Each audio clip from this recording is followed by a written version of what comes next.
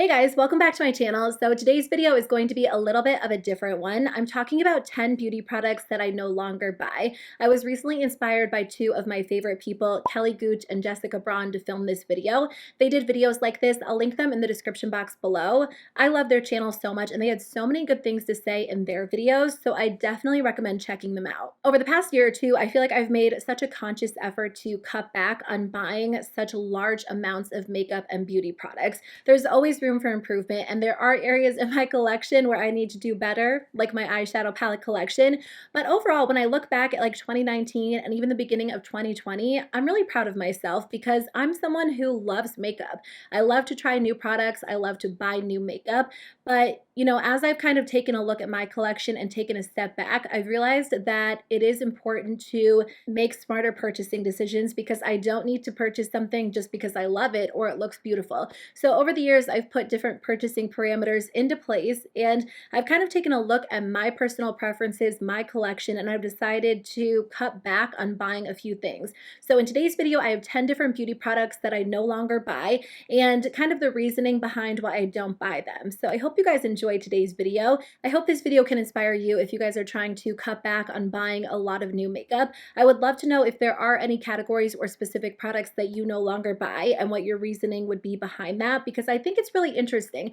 We talk a lot about makeup products that we want to buy and makeup that we love, but I feel like we don't hear about makeup that we're not buying as often, and I think that can be really helpful too. So let me know in the comment section below, but let's jump into it and I'll kick it off with number one. So the first thing on my list is something that I know a lot of people love, but I've kind of resolved to stop buying these in 2020 because they just don't get a lot of love in my collection, and that would be cream products, specifically cream cheek products like cream highlighters, blushes, and bronzers. I know that cream products are so trendy and so many people love that, and I think that it's a really fun change from what we've seen in the past, especially for people who have dry skin or normal skin or just like a little bit more of a natural look.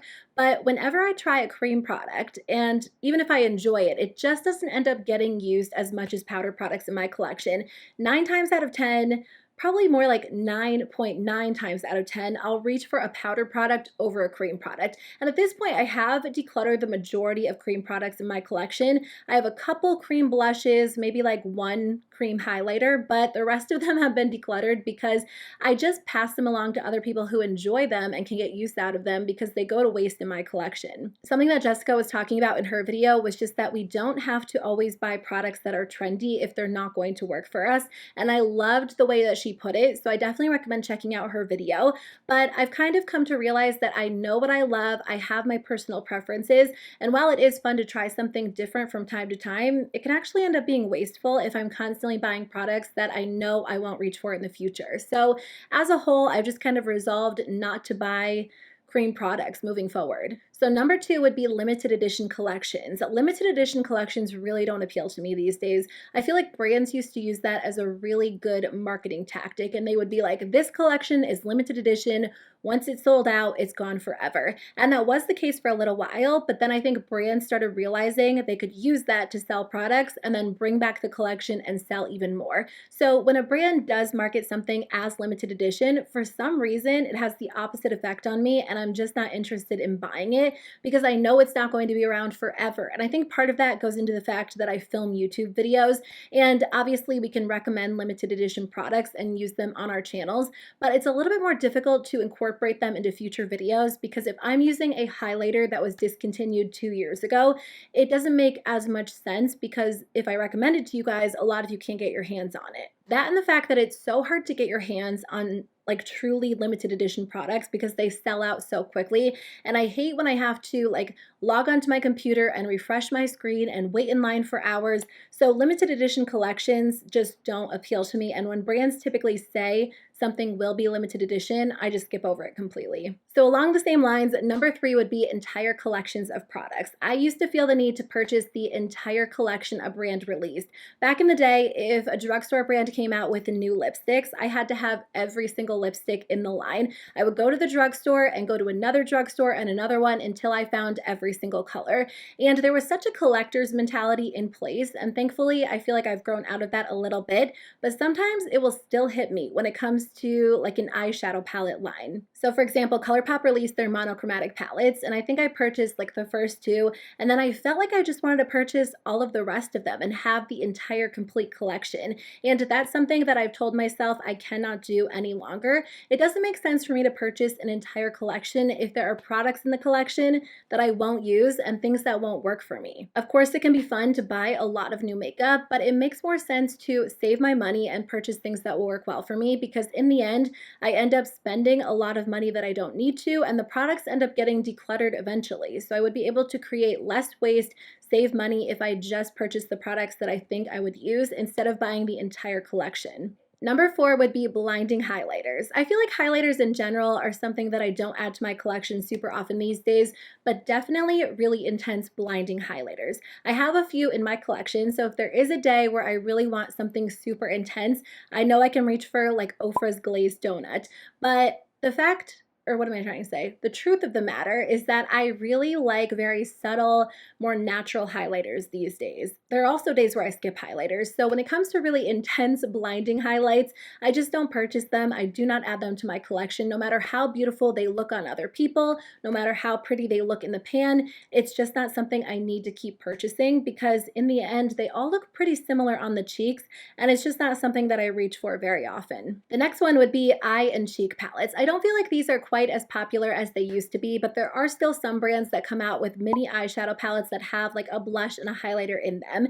And when it comes to those palettes, I don't end up reaching for the cheek products unless I'm using that eyeshadow palette. So if I do an eye look and I have the palette open, I might go into that blush or that highlighter, but I never really go into the blush or the highlighter on its own without using the eyeshadows. I don't know why that is. I feel like part of the reason is because in general, those products are a little bit more bulky. They're not, easy to access. They're kind of buried in the back of my drawers. And on top of that, the blushes and highlighters and bronzers in those palettes don't always appeal to me. Either the formula isn't my go-to or the shade is just a little bit off for me. So I've just stopped purchasing those. I'll just purchase my eyeshadows and then my cheek products completely separately, because the eye and cheek palettes just don't do it for me these days. Number 6 would be products with bulky packaging. I feel like brands as a whole have kind of moved away from this, but remember when brands would release like those boxed products and you weren't able to take the products out and you had to have like this entire box of blushes? I feel like some brands still do that. Like Physicians Formula is definitely guilty of doing this. I haven't purchased from Benefit in years, but I feel like I've kind of seen products like that from them in the past few years. Too Faced does that on occasion. Urban Decay did that with their Game of Thrones collection. And I know some people say like those products are meant to be collector's items, but for me, I want to use my makeup and I don't want something super bulky. I have a set of makeup drawers, which is obviously big. It's bigger than I need it to be, but my rule is that it cannot grow beyond what it is. So if I can't fit my blush in my blush drawer, then something else has to go. And products with bulky packaging are hard to store. The drawer gets jammed. I can't fit it in with my other products. It's uncomfortable to use. Maybe not a blush specifically, but like the Urban Decay Game of Thrones palette was just big and unnecessary. And I don't have a lot of room where I actually do my makeup, so there's nowhere to set it. And it's difficult. So I feel like bulky packaging is just not my favorite thing. Also, brands could create a lot of less waste if they didn't use such bulky packaging. And I feel like overall, they'd have to be able to cut down on their production costs and the materials they need. So it doesn't make a lot of sense to me to create such large packaging for such a small product. The next one for me would be BB creams and CC creams. I try so hard to like BB creams and CC creams, and I just don't. They don't last on my skin, no matter how I prep my skin, no matter how I set my skin. In general, the products are very hydrating, they are very dewy, and I just prefer more of a matte finish. I think something that I've come to terms with is the fact that I like full coverage matte products, and even though that is no longer popular, that is okay. Some of us have red skin, or we have acne scarring, or things that we just want to even out and cover, and it's okay to like more full coverage matte products. I know that dewy, light coverage, natural products are really popular right now, and I think they look amazing on so many people, but just because, they do look look amazing on other people doesn't mean that they're meant for me. So I've kind of stopped myself from buying a lot of light coverage moisturizing products like BB creams and CC creams because they just don't usually work for me. Thankfully, I have found a good tinted moisturizer that I love. I love the ColourPop Pretty Fresh, and ever since I found that, I haven't purchased any BB creams, CC creams, or tinted moisturizers because I am happy with having like that one formula in my collection. And I think, you know, kind of going back to like what Jessica was saying in her video, you have to figure out what works well for you and what you like to wear and your personal preferences. And it's okay to have personal preferences that might not match up with what's trendy or with what everyone else likes. In the end, you're the one that's going to be spending money on products, so it's good to kind of learn what you like and what you won't wear because you'll end up saving yourself a lot of money if you're not buying products that just don't work for you. So number 8 would be cheek stains and lip stains. I feel like brands do those multitasking products. I'm thinking specifically of Benefit's Benetint. That used to be so popular and they had a couple of different products like that, and I know other brands do that as well. I'm all for multitasking products, so if I can find products that work well on the cheeks and the lips, I'm all for it, but that doesn't typically happen for me these days because, like I said, I'm just kind of into powder products. The problem with cheek stains and lip stains is that I feel like for the product to stain the cheeks and stay in place well, it has to be like a long-lasting formula, and that will end up drying out my lips. So I don't find that, you know, I like those multitasking products in general if they're meant to stain, or if they work well on the lips, I feel like they kind of wear off on my cheeks. So I typically just prefer to buy cheek products that are kind of marketed as cheek products and lip products that are marketed as lip products rather than those two-in-ones because typically they just don't work for my preferences. So as a whole, I've stopped buying them. Number 9 would be nail polish. You guys, when I first started my YouTube channel, I loved nail polish so much. I did nail polish reviews. I did like nail polish of the month where I would show you my different nail looks. And like when I first started filming videos, I remember in the background, I had like 3 nail polish racks stacked on top of each other and they were full. And it's just so funny to think about because I loved it so much. And I do like nail polish, but I feel like at this point I wear the same colors over and over. I'm usually wearing like a light sheer pink when I'm not biting my nails and I'm actually keeping them painted, or I might wear a red, but that's pretty much it. On occasion I'll go get them done, but I have like a few bottles in my collection that are kind of old. Honestly, I should probably update a few of them, but they work perfectly fine. So these days I just use a nail polish until I use it up completely or it dries out, and then I just kind of go for something else that I have in my collection. It's just not something that I feel like I have to have bottles and bottles of. I remember I would have like a row of red Essie nail polishes and I would have like 10 different red Essies. And it's funny because I feel like I can probably say the same thing about like eyeshadows in my collection, but at this point, just give me like any sort of red and I'm good. Same with pink, and I just don't feel the need to have so many bottles. Okay, and number 10 would be false lashes. I used to be addicted to false lashes. I wore them every single day. They completely ruined my natural lashes because I would wear them for YouTube videos. I would wear them if I was just going to the grocery store. I just loved them. I mean, false lashes really elevate an eyeshadow look. You can do mediocre eyeshadow and throw on a false lash and it looks so much better.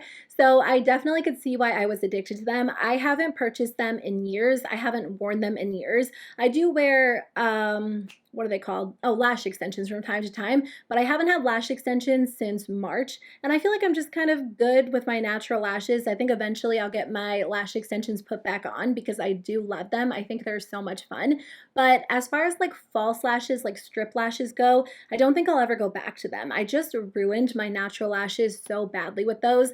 I experienced so much breakage, and you know, the glue was so hard to remove. It was just a whole process. So false lashes are no longer something that I buy. I just don't wear them. So those are 10 beauty products that I no longer buy. Thank you guys so much for watching. I had a lot of fun filming today's video. It's really interesting to see how makeup preferences change, and there are categories of makeup that I used to just buy so much of, and at this point I no longer buy from. So I would love to hear from you. What are some categories that you guys no longer buy? Let me know in the comment section below.